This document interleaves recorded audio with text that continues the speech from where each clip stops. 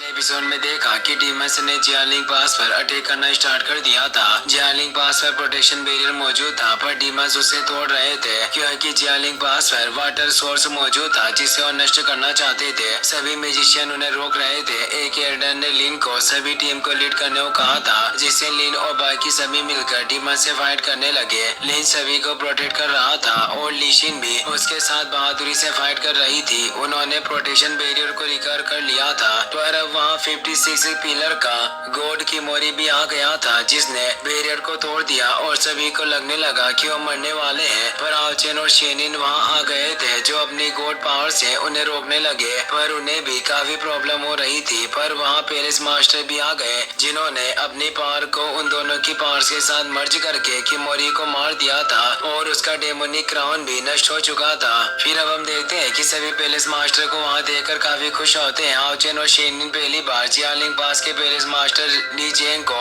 देख पा रहे थे क्योंकि वो इतने दिनों से एकांतवास में थे। सभी काफी खुश थे। उन्होंने सभी डीमंस का खात्मा कर दिया था और जीत हासिल की थी। हाउजिन पेरिस मास्टर की पावर देखकर हैरान होता है। वो कहता है कि मैंने उम्मीद नहीं की थी कि पेरिस मास्टर को विंड गॉडेस के द्वारा चूज किया गया होगा और ये भी एक डिवाइन सक्सेसर होंगे। ली जेंग अपनी पावर से सभी घायल हुए म्यूजिशियन को ठीक कर देते हैं जिससे वो होश में आने लगते हैं और सभी म्यूजिशियन उनके नाम के नारे लगाने लग जाते हैं। ली शिन और लिन भी साथ में खुश थे। शेनिन कहती है कि पेरिस मास्टर अपनी डिवाइन पावर का पूरी तरीके से कंट्रोल कर सकते हैं जिससे ये इन लोगों को ठीक कर पा रहे हैं। ली जेंग हाउचेन और शेनिन के पास आते हैं और उन्हें कहते हैं कि तुमने मेरे जियालिंग पास का नेतृत्व किया इसीलिए तुम्हारा बहुत बहुत शुक्रिया। तुम दोनों मेरे साथ चलो, मुझे तुमसे कोई बात करनी है। और वो हाउचेन और शेनिन को लेकर अंदर हॉल में आ जाते हैं। वो कहते हैं कि तुम दोनों की उम्र काफी कम है फिर भी तुम अभी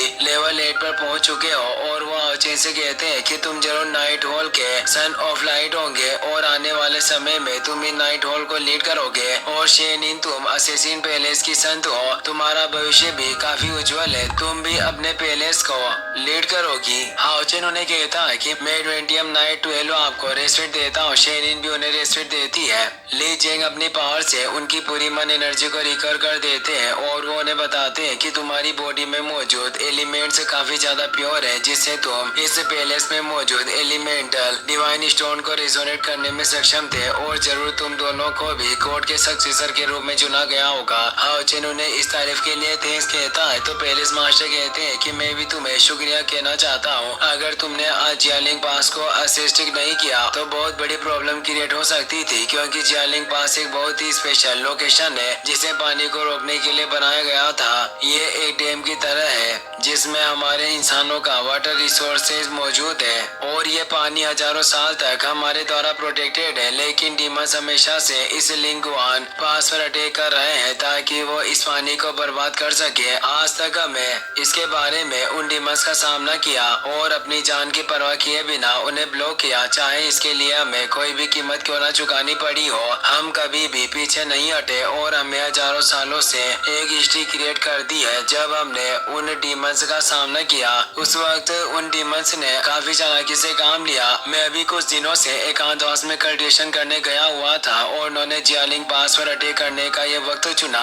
अगर तुम दोनों यहाँ ना होते तो मुझे डर है कि ये पास अब यहाँ एग्जिस्ट नहीं करता। इसीलिए मैं एडवेंटियम नाइट 12 तुम्हारा शुक्रिया करता हूँ और साथ ही मैं असेसिन टेम्पल की संत को भी शुक्रिया कहना चाहता हूँ। हाउचेन उन्हें कहता है कि पैलेस मास्टर आपको हमें थैंक्स कहकर शर्मिंदा नहीं करना चाहिए क्योंकि ये 6 मैन हॉल सभी एक फैमिली की तरह ही है। इसीलिए अगर कुछ भी घटित होता है तो हम एक दूसरे की मदद जरूर करेंगे और अगर मेरी जगह कोई और भी होता तो वो भी यही करता और पूरे पास को प्रोटेक्ट करता। पैलेस मास्टर कहते हैं कि ऐसा नहीं है क्योंकि किसी दूसरे के लिए उसकी मोर का डेविल फॉरबिडन कर्ज को रोकना पॉसिबल नहीं था। और अब मैं तुमसे कुछ नहीं कहूँगा। और वो हाउचेन को 1 मिलियन यानी 10 लाख एनर्जी मन पॉइंट देते हैं जो जियालिंग पास को सपोर्ट करने के लिए रिवार्ड के तौर पर था। लेकिन तुम जरूर लिन को लेने के लिए आए होंगे। लगता है कि तुम अपनी टीम को वापस से रियूनाइट करना चाहते हो। और वो सोच में पड़ जाते हैं। हाउचेन और शेनिन इससे परेशान होते हैं तो ली जेंग हंसते हुए कहते हैं कि तुम्हें नर्वस होने की कोई जरूरत नहीं है।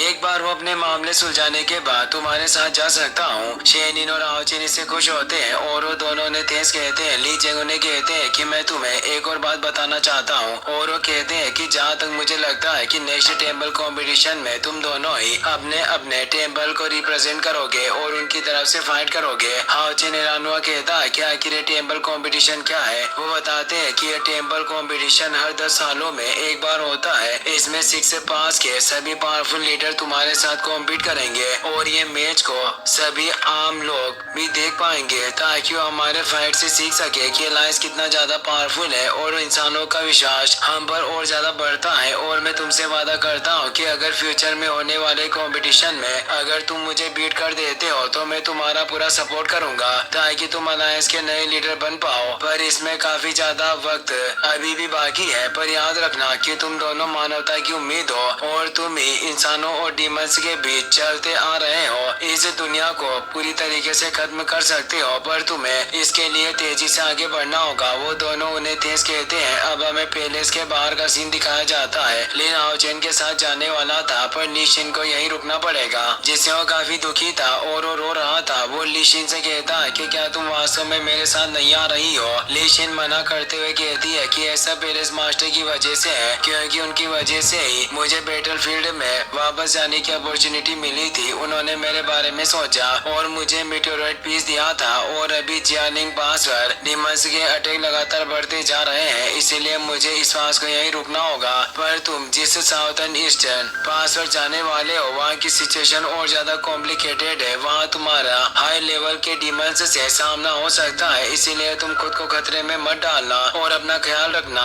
लेकिन उसकी बात समझ आता है और कहता है कि तुम चिंता मत करो, मैं अपना ख्याल रखूंगा। और अब वहाँ बाकी के मैजिशियन भी आने लगते हैं। जो सभी बाकी के मैजिशियन आर्मी के मेंबर थे वो सभी एडमेंटियम नाइट 12 और असेसिन संत शेनिन के आगे झुकते हैं और उन्हें जियालिंग पास की मदद करने के लिए थैंक्स कहते हैं। पर तभी वहाँ एक लाइट एनर्जी ग्लो होती है क्योंकि ली जुफी वहाँ लिन फेंग के साथ आ गई थी। वो तेजी से लीशिन की तरफ बढ़ रही थी। सभी उसे देखकर हैरान होते हैं और सभी को लगता है कि वो उनसे फाइट करने के लिए आई है। बर्निंग लीजन का एक मेंबर कहता है कि ली जुफी यहाँ क्या कर रही है, ये एक झूठी औरत है। वो आगे आकर उसे रोकने लगते हैं और कहते हैं कि तुम्हारा यहाँ वेलकम नहीं है, पर वो तेजी से आगे बढ़ रही थी। ली जुफी को काफी गुस्सा आता है पर वो शांत होकर लीशिन से कहती है कि क्या मैं तुमसे बात कर सकती हूँ। तो बर्निंग लीजन का मेंबर कहता है कि तुम्हारा यहाँ कोई स्वागत नहीं है, जल्दी से यहाँ से निकल जाओ। पर लिन उसे शांत रहने को कहता है और ली जुफी से कहता है कि मिसले आखिर तुम मेरे साथ क्या बात करना चाहती हो। ली जुफी कहती है कि मैं पहले काफी डर गई थी क्योंकि मैं स्ट्रॉन्ग बनने के लिए शुरू से ही हार्ड ट्रेनिंग करती हुई आई हूँ और मैंने सालों पहले ही प्लान बना लिया था कि मैं एक आर्मी को लीड करूंगी। लेकिन जब से तुमने अटैक मैजिक को सीखा तब सब कुछ बदल गया। धीरे धीरे तुम्हारी पावर मेरे से ऊपर उठने लगी जिससे हम उन ऊंचाइयों पर पहुंच रहे थे, जिससे मुझे डर लगने लगा कि अगर ऐसे ही चलता रहा तो तुम सबसे स्ट्रॉन्ग मैजिशियन बन जाओगे और मेरी पोजीशन को हड़प लोगे। मैं उस वक्त काफी डरी हुई थी और अब मैंने अपनी लीडर की पोजीशन से भी इस्तीफा दे दिया और अब मैं स्टॉर्म लीजन की कोई लीडर नहीं हूँ और ये सब पहले स्लॉट के ऑर्डर पर हुआ है क्योंकि मैंने एक बहुत बड़ी गलती की और अब मुझे अपनी गलती का पछतावा है। पर मुझे खुद पर उम्मीद है कि मैं फ्यूचर में भी हार्ड ट्रेनिंग करके अपनी जगह को वापस से हासिल कर लूंगी। भले ही मैं लीजन से आर्मी में अपनी पोजीशन को हासिल ना कर पाऊँ पर मैं अपनी एक नई जगह बनाऊंगी। और वो सर झुकाकर आखिरी बार लिन से माफी मांगती है। लिन फेंग भी उससे माफी मांगता है। लिन भी मुस्कुराने लगता है और कहता है कि मैं कोई ऐसा पत्थर दिल इंसान नहीं हूँ जो तुम्हें माफ ना करूँ। ली जुफी इससे खुश होती है। लिन उसे कहता है कि पहले जो कुछ भी हुआ वो गुजर चुका है, उसे बदला नहीं जा सकता, पर उसके लिए हम अपने कल को बर्बाद नहीं कर सकते। वैसे भी दुश्मनी में कुछ नहीं रखा है। लेशिन भी कहती है कि जो बात बीत गई है उसे भूल जाओ और हमें दृढ़ता पूर्वक अब उस रास्ते पर चलना चाहिए जिसे हमने चूज किया है। ली जुफी खुश होती है और वो अपना हाथ आगे बढ़ाते हुए लिन से कहती है कि मुझे उम्मीद है कि तुम फ्यूचर में मैजिक टेम्पल को रिप्रेजेंट करोगे और एक सुप्रीम ग्लोरी को हासिल कर लोगे और मैं भी तुमसे पीछे नहीं रहूंगी। लिन खुश होता है और उससे हाथ मिला लेता है। ली जुफी बोलता है कि बाद में हमारी मुलाकात बैटलफील्ड में होगी, तब मैं तुमसे दोबारा से फाइट करूंगी। लिन कहता है कि मैं तुम्हारा मुकाबला करने के लिए हमेशा के लिए तैयार हूँ। ली शिन भी इससे खुश होती है। अब सभी लोग लिन आओचेन और शेन इनको अलविदा कहते हैं और वो तीनों वहाँ से जाने लगते हैं। ली शेन भी उन्हें जाते हुए देख रही थी। लिन आओचेन को रोकते हुए कहती है कि लीडर, जहाँ तक मुझे लगता है कि हान्यू ने भी अभी तक अपने मिथिल असेसमेंट को पूरा कर लिया होगा, फिर वो अभी तक यहाँ क्यों नहीं आया। तभी उसकी नजर एक आदमी पर जाती है और वो कहता है कि मैं अभी जिसे देख पा रहा हूँ वो बिल्कुल हान्यू की तरह लगता है। वो और कोई नहीं बल्कि हान्यू ही था जिसने असेसमेंट को कंप्लीट कर लिया था, जिससे उसके पास मिथिल आर्मर भी आ गया था और अब वो एक मिथिल नाइट बन चुका था। वो आओचेन को रेस्पेक्ट देता है। लिन उसके आर्मर को देखकर खुश होता है और बोलता है कि तुम इस आउटफिट में काफी ज्यादा हैंडसम लग रहे हो। आओचेन और शेनिन भी उसके पास जाते हैं और कहते हैं कि यह काफी अच्छा हुआ कि तुम भी आ चुके हो। अब हमें साउदर्न ईस्टर्न फोर्टेक्स की तरफ चलना होगा ताकि हम वहाँ वांग युआन को ढूंढ सके। हान्यू बताता है कि मैंने रास्ते में ही वांग युआन के बारे में इंफॉर्मेशन पता कर ली थी। वांग युआन अब साउदर्न ईस्ट पास की यंगेस्ट मिलिट्री कमांडर बन चुकी है और उसका नाम काफी ज्यादा फेमस हो चुका है। वहीं अब हमें वांग युआन को दिखाया जाता है जो काफी पावरफुल हो चुकी है और उसके पास एक स्वॉर्ड भी थी जिससे वो आसानी से सभी डिमंस का शिकार कर रही थी और अब उसे ब्लडी गॉडेस ऑफ वॉर के नाम से भी जाने